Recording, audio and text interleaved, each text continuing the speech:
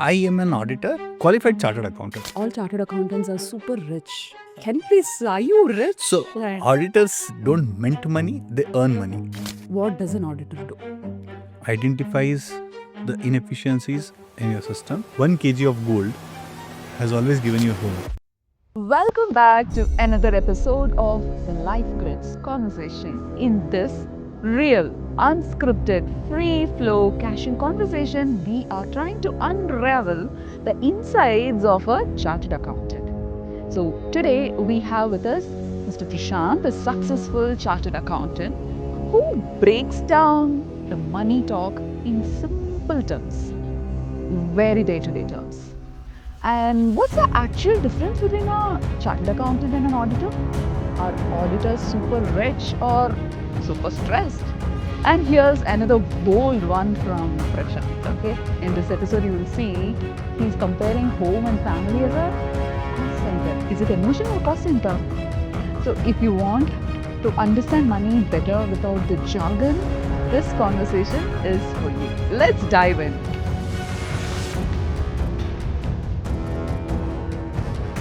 Today we're talking on financial wellness. Okay. That too in a fun mode. Usually financial wellness always becomes a very serious conversation. So we wanted to have a fun financial wellness conversation, and hence, thanks for coming, Prashant. Thanks, Krithika. Yeah, financial wellness as such has been a stressful topic for a lot of people because in India, the wealth is generational. It is not, leave India, it's globally generational. It means that if my father had earned, is So what there you are mean by you can count instances on hand which are first generational entrepreneur and they are able to survive.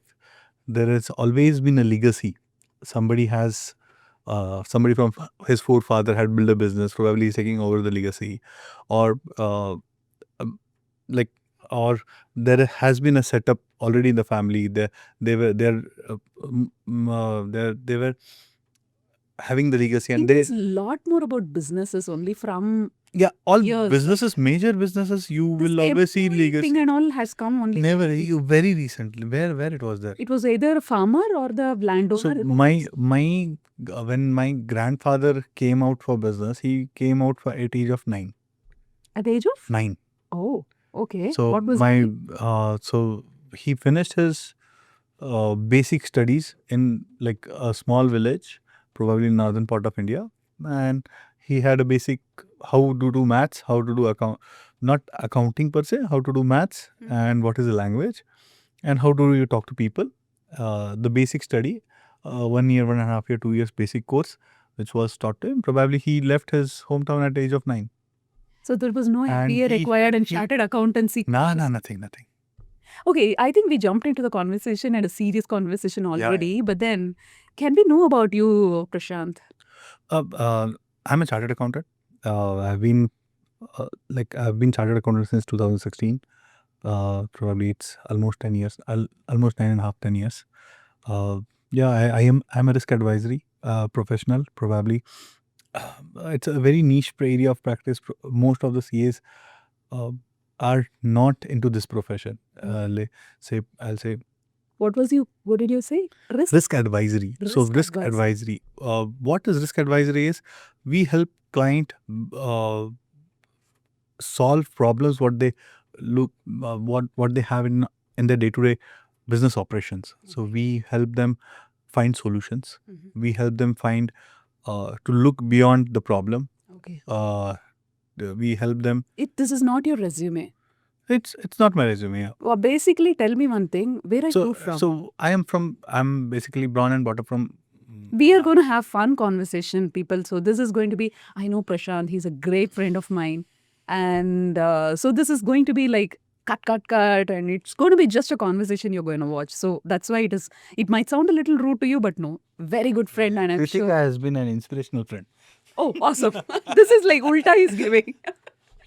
Okay, now first let's come to the first question which I wanted to ask. Yeah. I was So we had a random questions, like we started the sequence differently. correct. So I always call you auditor. And you said clearly, no, I'm not an auditor. I'm not an auditor. Yeah. Can you please explain the difference between an auditor and a chartered accountant? I am an auditor. Auditor, qualified chartered accountant. Auditor is a general term wherein even a unqualified person or intern can be called as an auditor. Anybody who is auditing someone, it's not attached to a qualification as such. So chartered accountant and auditor are two different definitions. So I'm a chartered accountant who is qualified to do audit as well. What do you audit? We audit, so as a chartered accountant, we audit businesses, we audit their operations, we audit their financials, we audit their. Why do we need a chartered accountant to audit all these things? A very good question, actually. People are confused what chartered accountant really comes and do. Okay. As a business owner, I always felt, why am I paying my auditor? So you are paying a consultant who is doing certain compliance activities for you. Say probably you will be, somebody might be supporting you for your basic accounting for your business. Yes. Somebody is helping you for your compliance of GST, income tax, PT, PF, ESI. Some finance professional also may help you to raise funds. So So these are all different individuals. different individuals. I So cannot- these are individual different professions. So what I told about accounts, compliance, GST, ESI, PF, PT, it's completely a compliance practice. It's a regular practice which is done. So what happens is you define that as an auditor. It's a general term. So he can be a chartered accountant. He can be a non-chartered accountant as well. Filing a GST, you need not need a CA degree to file a return. Okay. Okay. You filing a personal income tax, you don't need a CA degree to file an income tax return. Accounting, you don't need. One line, explain what does an auditor do? Auditor identifies the inefficiencies in your system and helps you to bridge that gap. Okay. Okay. Also, auditor vets what is true and fair. Probably it helps your stakeholders take responsibility or have a comfort on the numbers what is being given by you. So if that auditor is a qualified chartered accountant, it helps. It helps. Okay. Okay. So What is, as a, we always have another one major, I wouldn't call it a myth. We all believe that all chartered accountants are super rich. Can you please, are you rich? So And- auditors don't mint money, they earn money. So there's a difference. So Okay. they earn, like say probably what happens is, or chartered accountants, based on profession, any profession is has to have a commercial involvement. We are part of a service industry, and to recover our overheads, to recover our basic time being given, we do charge, but that is earned based on the deliveries what we give. So it's not. So it's earned rather minted. So it is not that at the moment you pass your exams and you're a qualified chartered accountant. The life starts from there. So you're not rich from then. No. Is the world not waiting for you to give you money? No. Your Really, I didn't got it. Okay. Okay. So you have to earn it. You have to earn it. How long does it take? Because I assume it is about the consulting charges, right? So if you can give us a ballpark, if an youngster is after their grade plus, 12th grade or PU second year, they are looking for this, what do you think their earning potential would be from the time they clear their? So I'll say earning potential is directly linked to your capability of handling problems. It's not only, say what happens is, a basic example, if you have a painter, he just is an amateur painter, he's just started painting, and once he becomes MF Hussain, okay, what is the value of output he gives? So this is So experience is just like being a experience- doctor practicing. Yeah, it's a practice. Over a period of time, you'll be able to give better solutions. So your earning, irrespective of your degree, always relies on what type of complex problems you are able to solve. Okay, so Problem that's- solving is something which is helping, which will help any PU student as well. So need not be a chartered accountant as such, but he should look at problem solving nature of him. What does financial wellness mean? Does a chartered accountant / auditor have a benefit of getting the skill of financial wellness better than normal people? Yeah, of course. It is part of the curriculum. When you study a chartered accountancy course, you have those subjects. SFM, strategic financial management. We do have accountancy. We do have these are the basic subjects which help us to give a better opinion than others, because we are have a little more upper hand with respect to numbers. See, we come from a culture where the women in the family, my grandmother, my aji, used to put some money in their mustard dabba. I'm talking about 60, 70 years back. So I'll add one thing. Financial wellness is not literacy. Okay. Okay. Say you might be a chartered accountant, but you're not financially aware enough to make right decisions. What happens is, say, it is an attitude. It's something which has to be built over a period of time. Let's just go back a little. You brought in another word: financial wellness, financial literacy. Yeah. Can you explain? So financial wellness is, say, if you're qualified enough to give a financial advice, it necessarily doesn't mean that you have become an expert. What happens is, there are many examples wherein CAs have failed. They have gotten debt. Broke. Okay. So there are many examples. I can't name them, but there are many examples wherein they probably they were not able to stand upright. So you're saying that these So financial literacy is not resulting. So you are aware about all jargons, that what is EBITDA, what is PAT, what is your revenue, what is your business, how it works. You are aware about everything, but actually, you have to be applying in when you get the money in your hand. That is wellness. That is handling the money. So literacy, one thing is, and applying it and making it wellness. Correct. It is like, I know I have to exercise, but I have to do my exercise to be fit. Yes. So if you do exercise, probably you will get good results, but you're not doing that exercise. Okay. That is literacy. You know what exercise is to be done, but you're not doing it. In that case, how do a business choose a chartered accountant who is also aware and smart in helping the business? You said it will plug the gaps. So this is also one thing which we would be looking for. How do we save money? How do we, cut so many things that you see and where the businesses are not seeing? How does a business see? What does the business see in a chartered accountant before they have this contract of collaboration? Your question is very wide to answer. So you have two problems in this, basically. One is, does a business really need a financial advisor, a financial consultant? And what is the role of a financial consultant in growth of a business? Oh, okay. Let me summarize. So you're saying an chartered accountant need not be a financial advisor or a financial wellness expert. See, what happens is, being as I told you, financial literacy is different from how you are implementing it, how you are helping your clients, how you are helping your clients build their businesses, how you are helping your clients plug the inefficiencies.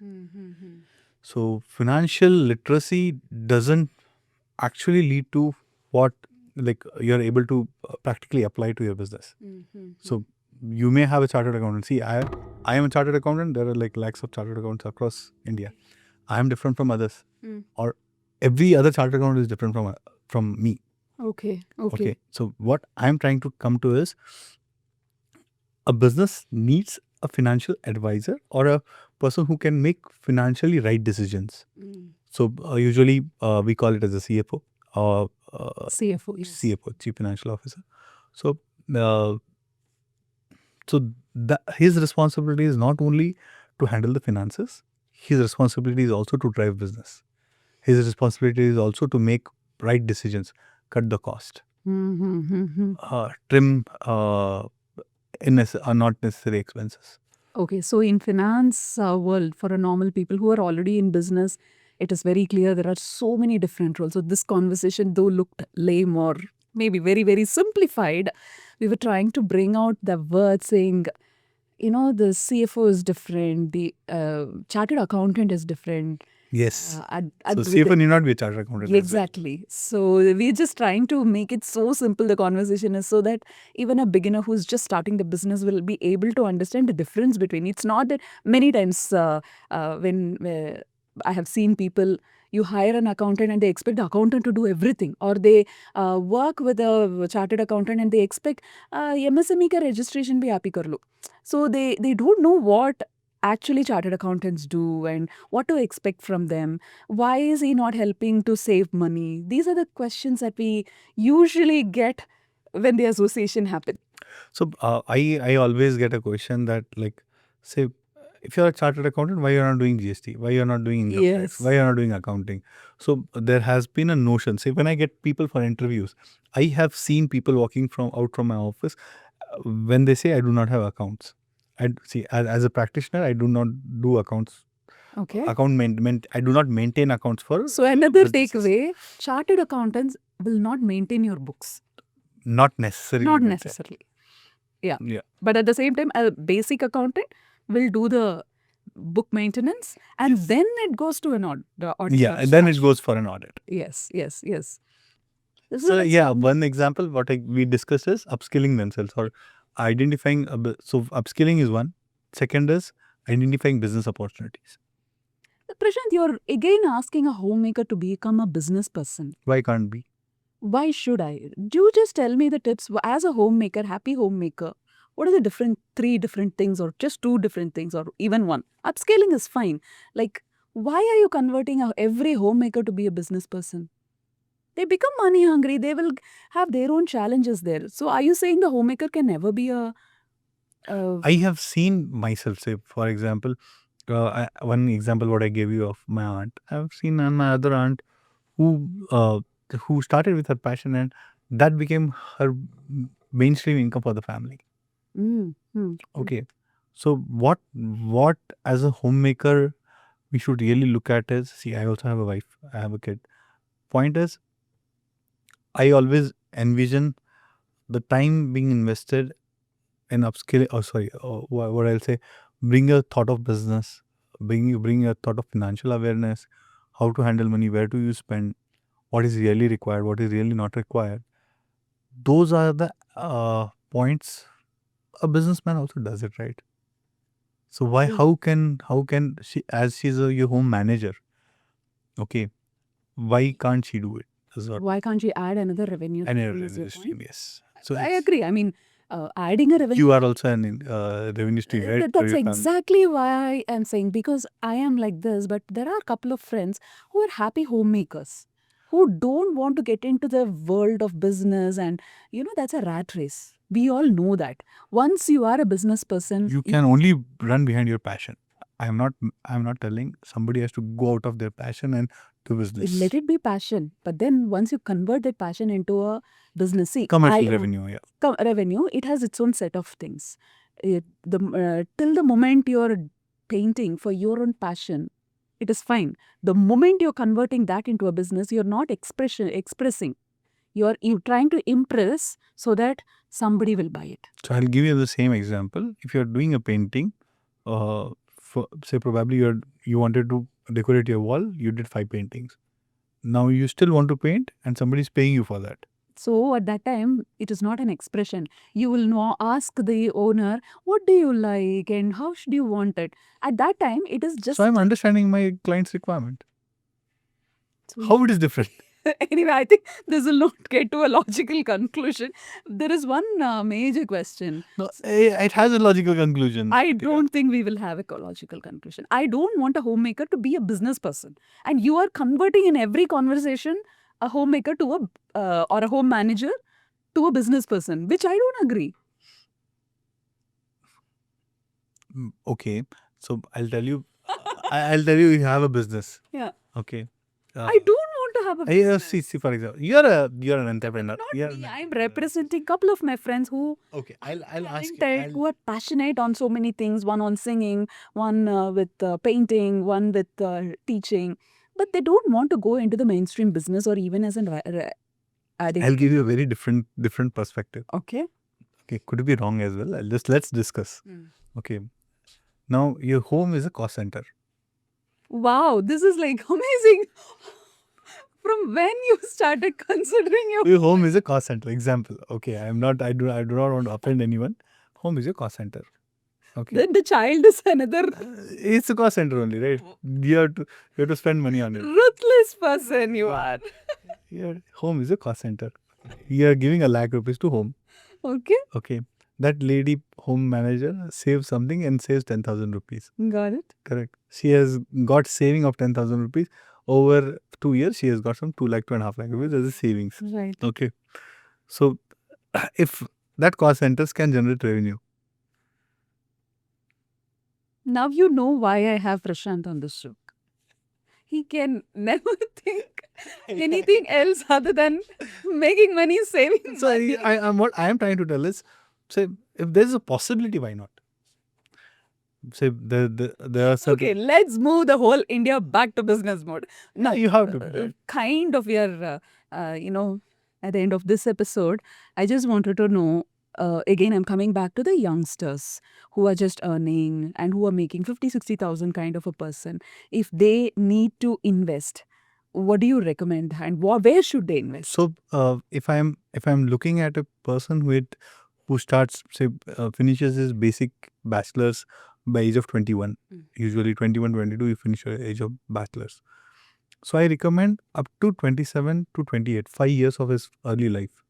So, when I was a partner, when I was an employee in a Big Four, my partner told me, first 7 years are your slogging years. Okay. Okay. Then probably you will be somewhere comfortable when you can command things and you can tell a lot of things. And after 10 years, probably you will be you need not worry about a lot of things. Okay. So what I'm coming back to and telling, say first 5 years, you have to upskill yourself. Investment is definitely required, but the investment in upskilling yourself, the percentage of salary should be little equally important. Say if you're having a 50,000 income, Okay. And Bangalore you have to spend up to 20-25,000. You will not see them. Okay. Okay, if you are having at 50,000 income, you will not see the 50% will go. But the balance 25,000 rupees what you save, I will say 20% of that portion should go in your upskilling in initial 3 to 4 years. Invest in yourself. Invest in yourself. Educate yourself. Do your masters or any other certification courses. Certification courses, masters. I'll say you have to have a little 360 view of your own profile, what you are into. Okay. So you should choose profile then position. Profile over in salary. So because what happens is every Monday morning you should get up and be able to work. That excitement should be there. I have seen people getting bored out of their jobs. I am excited. I work on Sundays as well. I work. You work 365 I work 365 days. I work forever. Like I'll work in my dream also. 24/7, 365. Yeah, 24 days and 365 days.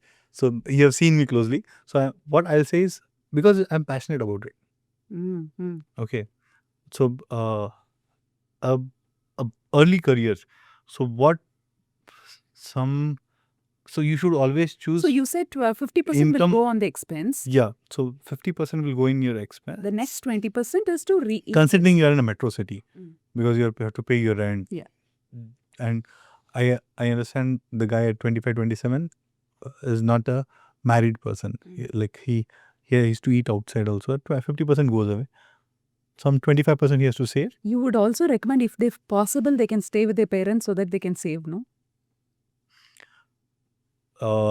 So metro city population is always the maximum coming from outside. They are hardly localites here, if local. So But if they belong to the city, you yeah, you should. I would recommend them to be so there. why spend that? It's not about money. It's not only about money. Wow. So It's not only finally, about he's money. saying it's not cost center. It's not saying family is not cost center. As such, I gave you a perspective that time. That's it. We enjoyed it. Yeah. So I what I'm trying to tell here is, say, upskilling also you have to give 25% of your revenue. What you earn, Now, what to do with the other 25%? Where to invest? you should invest in SIPs, mutual funds. How These do are I the base. select a mutual fund or a SIP? Study about it. What is your what is your risk pattern? There are certain mutual funds which are high risk, high reward. At that low age, risk, 23 to 30 age group? What is a kind of a risk profile I should take? You can be into a high risk, medium to high risk. So if I have 15,000, which is my saving, or 10,000 is what every month I can save Yeah, at that age. 5,000 rupees at least you can give it to high risk. What about investing in gold and silver? So there is a very nice analogy. 1 kg of gold, what it cost? Some forever In ages. in 99, I can say it was 500 rupees. Yeah. So 1 kg of gold Hmm. has always given you a home. So 1 kg of gold is today 1 crore. Yeah. It will give you a flat. 1 kg of gold would have given you a flat then. Like 1 kg of gold in 95 also would have given you a flat that time. And that's a good one, actually. So what is the takeaway? So it is one of the investment. Being Indians, we're obsessed with gold, right? Yeah, it's So should that youngster put a little in paper gold, or I don't know if now paper gold is good. and or buy a gram of gold every month? It's a good routine. You can do it. It's a good routine. It's one of the investment. What do you call it as? Way of investing. It's good. No issues. So some It has always given return historically, and I hope it will give in future as well. This year itself has gone. Last 1 year return of gold is 40% and above. okay. So you're saying in that if in 10,000, 5,000 put it in A gold. portion can go also Go in in gold. gold. Yeah. Gold is always a good investment. I'll say it is diversifying your investments. I'm not telling everything you should invest Because in gold. between the 23 to 30 is where they're exploring their world, they're living their life, they're on their own money and doing things. So at that time, the 10,000 may splitting it into different investments. So I'll say it's an attitude of saving, which you have to indulge. It could be anywhere. You can diversify in gold, you can diversify in mutual funds, you can diversify in any high risk assets. Bitcoin is also a good investment. I have not invested anything in Bitcoin, but I got a investment opportunity in Bitcoin at 60,000 rupees per Bitcoin. I didn't buy it. I missed it. I actually am very regretting it. So earlier it used to have when Bitcoin was there, like probably I'm talking about 13, 14 or 16. What would have been worth I would have it? got a good money. I had that time that money as well. Why did you not invest? I didn't invest because see, Bitcoin is non-regulated. At that time, you Today didn't also have the trust. a trust issue was there. So people have made money in Bitcoin as well. Yeah. But I have not invested. Okay, Till Prashant, like you came from a different city and your thing, like in everyone coming from a different city or even people from this own city, they always have a dream, an aspiration to buy their own home, either an independent home or a apartment. Today, independent homes become a distant dream, but then at least an apartment. So this 23 to 30, what should they do so that they can afford a home? see, affording a home. Do you really need a home at age of 25 to 30? No, I'm saying if I need to buy it at 30, 32-ish, I should prepare from now, So right? I'll tell you what I gave you an example. Okay, I told you upskill yourself. Okay, you have a basic degree when you are qualified at 22.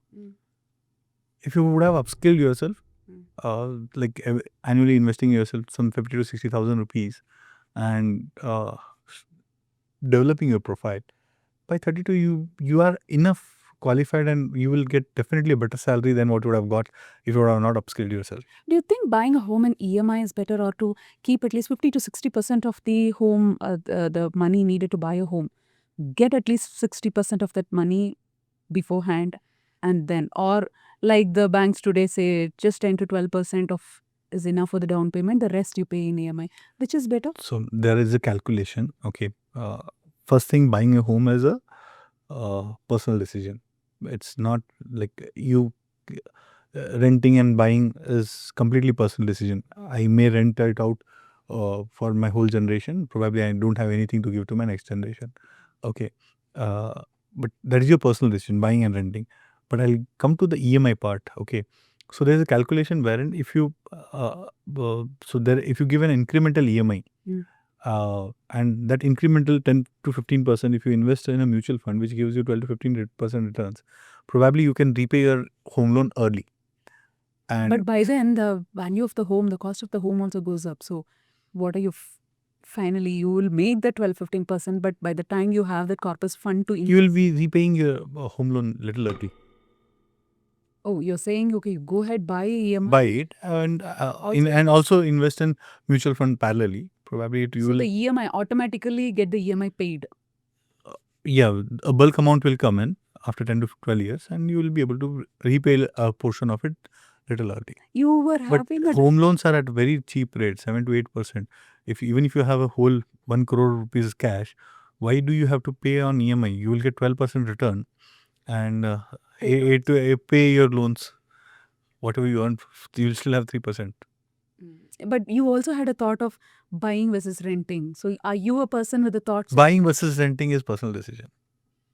Buying But versus as a renting. financial person, what is your thought? See, till date, historically, homes have not given more than 3% return in rental income, or your rental cost has not been beyond, it's less than 2% or 1% in many cities or many areas. So you might have bought a home for 1 crore and you're annually getting, say, for